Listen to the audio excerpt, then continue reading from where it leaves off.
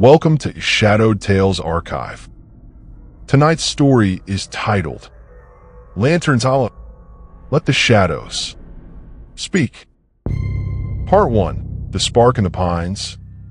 I never meant to go back to Lanterns Hollow. I swore I wouldn't. But sometimes the past doesn't stay in the past. Sometimes it follows you like a shadow, waiting for the light to die so it can finally speak. And sometimes that light is a lantern. The last time I saw Adrian, his pupils were blown wide with terror. Not from a movie, not from a prank, from something we still don't have a name for. It was the summer after senior year. A dumb, spontaneous camping trip in the Appalachian backwoods. No reception, no cell towers, no park rangers. Just 4 teenagers, a borrowed tent, and a forest that breathed too quietly. There was me, Emma Doyle, the planner, the mom friend, as Adrian used a joke. Then there was him, the reckless charmer with a cigarette always tucked behind his ear, even when he didn't smoke. Nia was our cynic, too smart for her own good, and always carrying a pocket knife she never needed until she did. And finally, Rory, the quiet one. He didn't say much, but when he did, people listened. Mostly because he saw things none of us did. I used to think that was metaphorical. The campsite was a clearing off an unmarked trail, surrounded by pine trees tall enough to black out the stars. The air smelled like cold sap and wet earth, even though it hadn't rained in days. I don't like it, Rory said, the moment we unrolled the tents. Something's wrong here. Nia snorted. Something's wrong everywhere.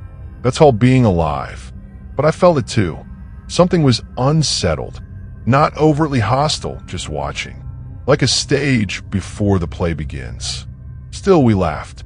We roasted marshmallows. We told stories by the fire, most of which ended with someone faking a scare and everyone else groaning. We were young, dumb, and dismissive of fear, until we found the lantern. It was just past midnight. Adrian had gone off to pee, and when he came back, he was holding it. A rusted green lantern, its handle chipped red like dried blood. Found it by the old stump, he said, grinning. Think it's an antique. It's probably someone's trash, I muttered, but something about it made my skin crawl. The glass was intact, but the wick looked untouched, as if it had never been burned. Despite that, it emitted a dull glow. Not fire, not LED, just glow. Don't light it, Rory said suddenly. Why not? Adrian flicked the side, and a thin white flame snapped into existence inside the chamber. Noiseless and too bright for something so small. The temperature dropped 5 degrees. No wind, no warning. The trees around us seemed to bend slightly inward. Put out, I said, more forcefully than I meant. Adrian hesitated, then clicked it shut. The light vanished. So did the warmth. We all laughed nervously, even Rory, though he didn't take his eyes off the spot where the flame had been. That night, I dreamed of footsteps. Not my own, not even human. They crunched on pine needles, slow and deliberate, circling our tent like a wolf testing a fence. I woke up covered in sweat, but the outside was frozen. Not chilly, frozen. I checked my watch. 2:13 a.m. I sat up. Everyone was asleep, except for Rory, who was sitting by the fire pit, staring into the ashes. The lantern, that lantern, was at his feet. I didn't bring it out here, he whispered when he saw me looking. I didn't answer. I just went back inside. The next morning, Adrian was gone. Not dead, not injured, just missing. No footprints, no torn fabric, no sign of struggle. His sleeping bag was still zipped, his shoes neatly placed by the log. But the lantern? It was gone too. We searched for hours, screamed his name until our throats cracked. No signal, no help. By sunset, Nia snapped. We need to go. We can't leave him, I said, but even as I spoke, I felt the thing in the trees again. The air was too still. Too silent. We packed what we could and started hiking out. That's when we saw him, standing in the distance, lantern in one hand, staring. But it wasn't Adrian anymore. Part 2. The Boy in the Pines.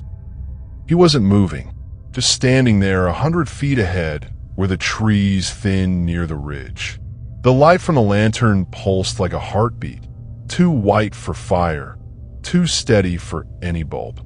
Adrian, I called, even though I knew. He didn't answer.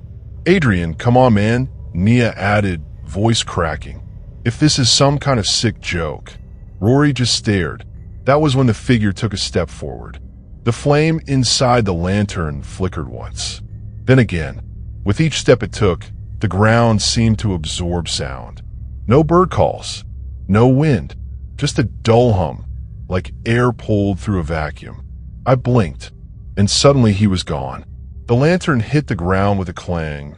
We all heard it, but when we ran to the spot, nothing was there. No Adrian. No figure. No light. Just pine needles disturbed in a perfect circle, like something had been standing still for hours. We didn't go back to camp that night. We didn't argue about it either. The three of us, me, Nia, and Rory, walked until our legs ached. The forest felt infinite. Trees looping back on themselves. Shadows pressing inward. I think we're going in circles, Nia whispered around 2 a.m. No, Rory said. It's not us. It's this place. What the hell does that mean? She snapped. That's not helpful. It means, he said slowly, we're not on the same path we entered on. It's moved. The look in his eyes, it wasn't just fear. It was recognition, like he'd seen this before. We eventually collapsed beside a creek that was too quiet to be real. The moon was gone. No stars.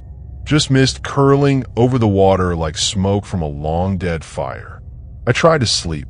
I really did. But my mind kept looping the same image. The figure with the lantern, Adrian's wide eyes, the circle of crushed pine needles.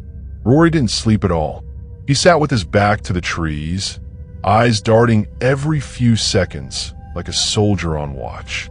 Talk to me, I whispered sometime after 3. He didn't look at me. It's not a man. What? That thing. It's not Adrian. It never was.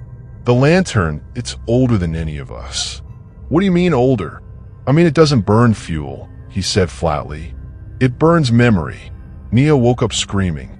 It was sharp, sudden, and filled with more panic than pain, like someone falling forever. We scrambled to her side. Her face was soaked in sweat. There were hands, she gasped, under the water. They were reaching, no, pulling. They had his face, Emma. His face. We looked at the creek. Still, no ripples. No sign of anything. Okay, I said gently. Okay, we need to go. Now. The sun finally rose around 6. But it wasn't a warm light. It was pale, sterile, and seemed to avoid the forest floor altogether. We found a logging road an hour later. Gravel, twisted tire tracks, and a yellow sign too faded to read. It was enough. We followed it for 2 miles.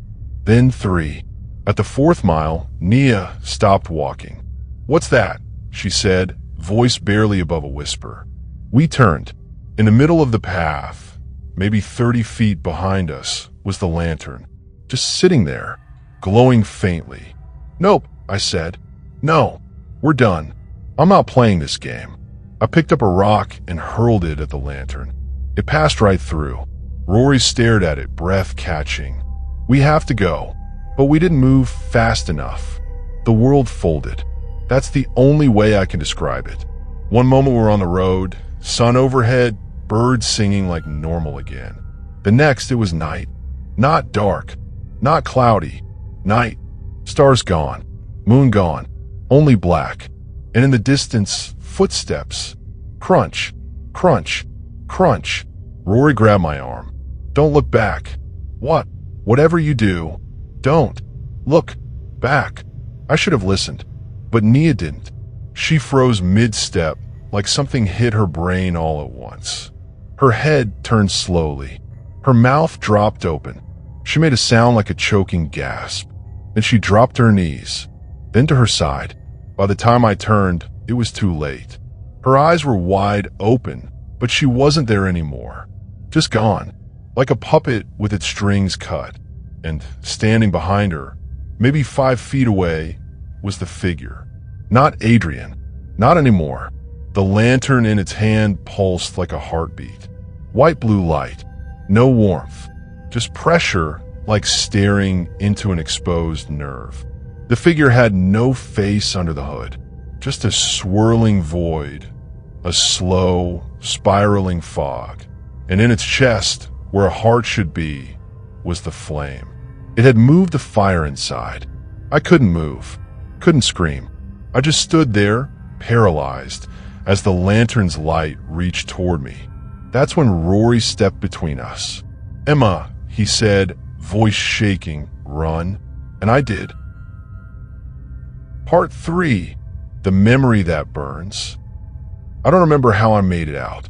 That part's always missing, like a corrupted file that won't open no matter how many times you click. One moment I was staring into the thing's chest, the burning heart lantern, and the next I was standing on the shoulder of a highway with cars rushing past like none of this had ever happened. Blood on my shoes, mud on my hands. Nia was gone. Rory was gone. And Adrian? The cops said they searched for a week. Dogs, drones, heat maps, nothing. Not even boot prints. Sometimes kids just wander, one officer told me gently. Panic. Get lost. Yeah, panic. That's one word for it. It's been 4 years. I'm in therapy now. I stopped showing up 6 months ago. Every time I closed my eyes, I saw light. Not sunlight. Not firelight. That light. Cold and white and hungry. I burned every picture of that trip. Blocked the parents of the others. Moved 3 states away. Changed my major. Changed my name on Facebook. But still, sometimes late at night, I see a glow outside the window. Just for a second. Just enough to keep me awake. Then the box came. No return address. No postage. Just sitting on my doorstep one morning like it belonged there. Inside was a pine branch. Fresh. Still sappy. Still bleeding. Wrapped around it was a note. Not typed. Not handwritten. Burned. The words were blackened into the bark. IT knows who you are. I didn't scream. Didn't cry. I just sat down on my apartment floor and stared at it until the sun came up. That's when I knew. It wasn't over. I rented a Jeep. Told my roommate I was going on a wellness retreat. Left my phone on airplane mode and packed a single bag. No GPS. Just the half-faded trail map from 4 years ago, which I had hidden in the back of my closet under my old hiking boots. I didn't bring food. Didn't bring a tent. I brought the only thing that mattered. A storm lantern. One of those old oil-fed ones with a red handle. Just like the one from before, except this one had no light. And that was the point. I was going to use it as bait. The drive through the Appalachians was quieter than I remembered. Too quiet. At some point the road became gravel, then dirt. By the time I reached the edge of the hollow, it was near dusk. I parked by the same creek we collapsed next to that night. Still no ripples. Still no birds. I stepped into the woods. No trail signs. No footprints. Just pines that seemed to lean in closer the deeper I walked. I didn't feel scared this time. I felt expected. The light came faster this time. One moment the sky was fading gold. The next, the trees were swallowing it whole. Then the mist arrived. Thick, heavy, sound muffling. And then I saw it. The flame. Hovering just off the trail. White blue. Soft. Not the lantern. Not yet. Just a flame. Like it was floating in midair, waiting for me to reach. I didn't run. I walked straight toward it, heart hammering. Adrian, I said into the dark. Silence. I know it's not really you, I added. But if any part of you is still in there, anything, I needed to hear me. The flame pulsed once, and then I saw him, standing behind the light, face hollowed by shadow, eyes black pits. He wasn't holding the lantern this time. He was the lantern. His chest flickered with the flame, veins glowing faintly down his arms like circuits. His mouth opened, but no words came out. Just a sound, like crackling fire over an old cassette tape. Then, behind him, others appeared. Nia, Rory, more strangers, children, men, women, all of them glowing, all of them hollow.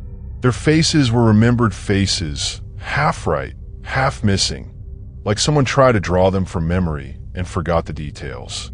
They stood motionless, ringed in the dark, their lights forming a slow spiral. At the center of it, the lantern being, the same black cloak, the same faceless hood. But now I saw what the cloak was made of, not fabric.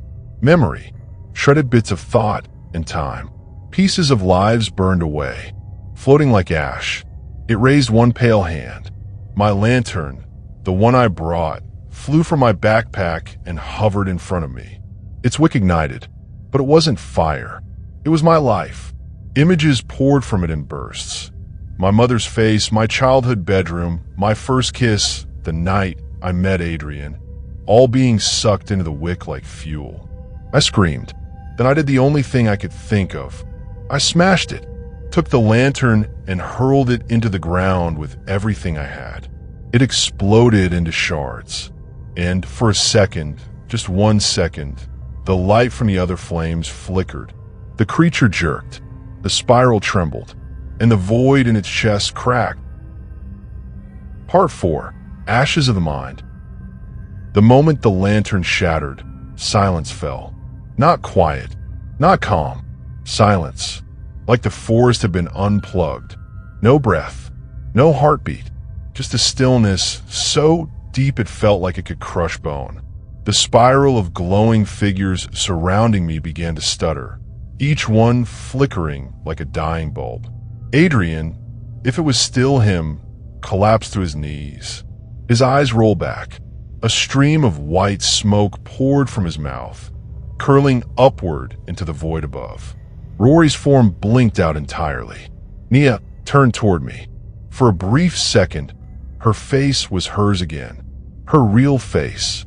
I didn't want to forget, she whispered. And then, like a candle blown too hard, she vanished. The thing in the cloak didn't scream. It didn't move. It simply began to unravel.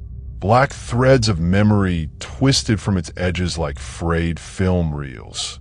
Childhood laughter, first birthdays, sobbing mothers, broken piano keys, lovers dying in hospital beds, all spinning outward into the dark like the inside of someone's soul was being gutted. I should have run, but I didn't.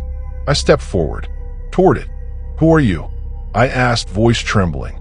The being cocked its head slowly.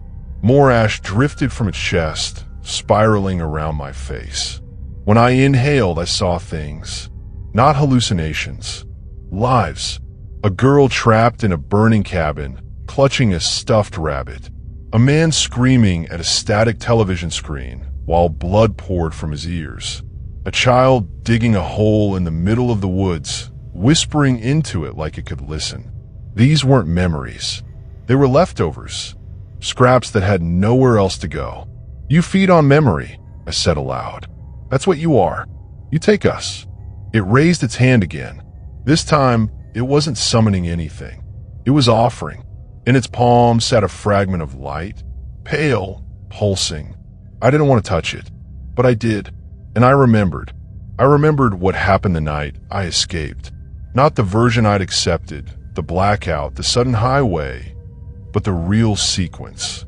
I had fallen, flat on the forest floor, just feet from Rory's body.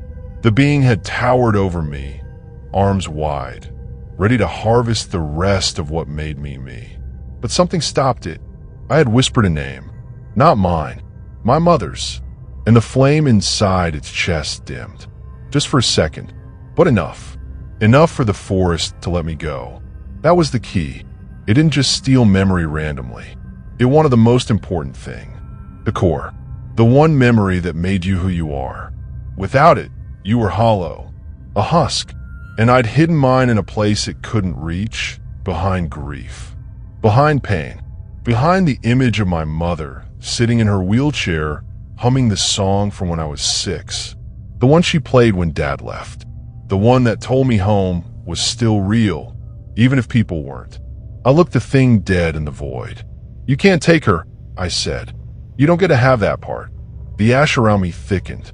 Its body jerked like a marionette yanked too hard. It raised its arm, palm open again, this time demanding. "No!" I reached into my pocket and pulled out the last item I'd brought. A cracked Polaroid of my mother and me, taken the summer before she got sick. I held it tight and stepped into the spiral. The ash burned against my skin, but I kept going. "Take the rest," I said. "Take the fear, the guilt, the screaming." I reached the center. "But you don't get her." Then I pressed the photo into the heart of the thing.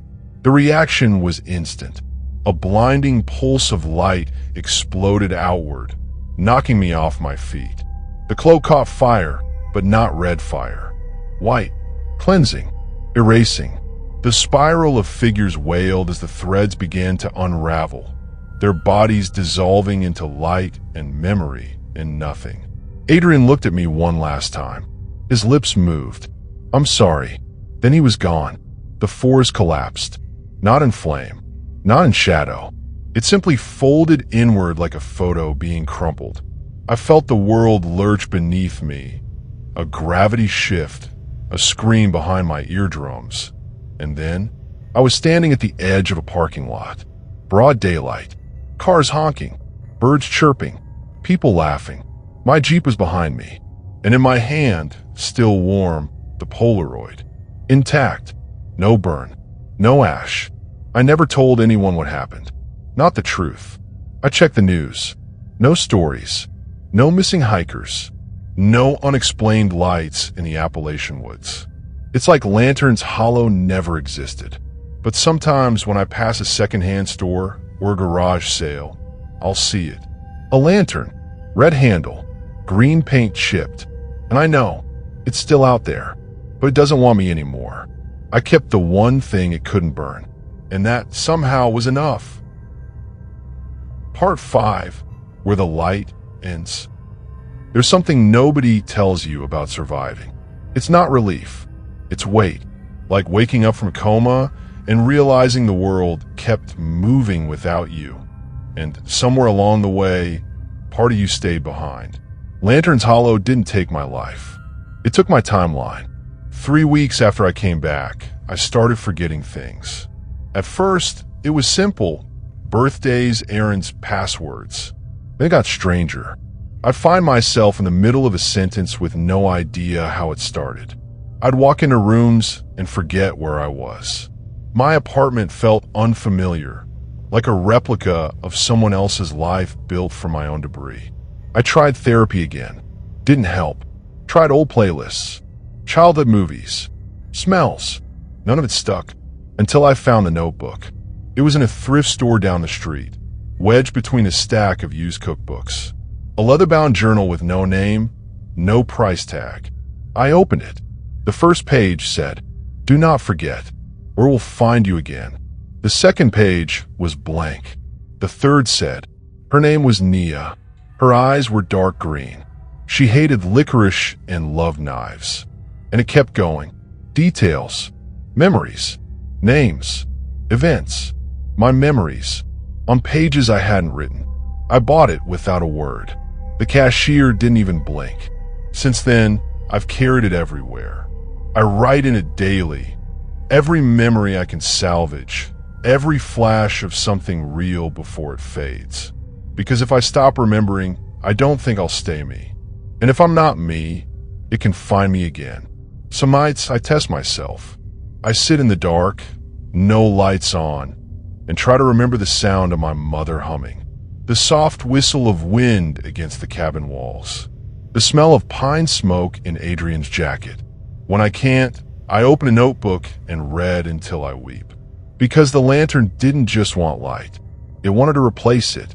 I've started hearing from others. Emails, DMs, voicemails from unlisted numbers. People telling me about dreams they don't understand. Nightmares with lanterns. voices calling them deeper into woods they've never been to. And always, always, something watching them from the tree line. It's spreading.